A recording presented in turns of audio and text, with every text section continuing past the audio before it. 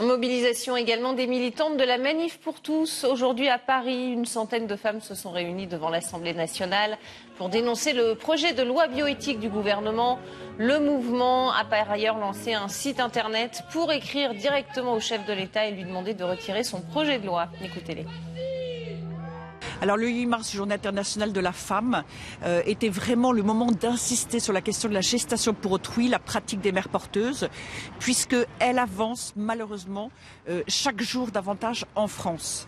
Et le projet de loi de bioéthique qui est en cours de débat au Parlement va arriver en deuxième lecture à l'Assemblée nationale. Et donc c'était l'occasion d'insister sur le fait qu'il faut agir, y compris sur le plan législatif, contre la gestation pour autrui.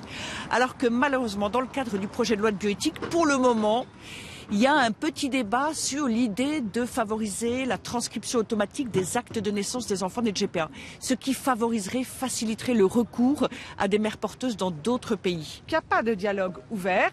Il y a cette technique où on écoute régulièrement, très poliment, mais en fait on ne nous entend pas et on ne nous répond pas. J'ai déjà participé à des états généraux de la bioéthique la fois précédente et ce n'est pas ce qui s'était passé.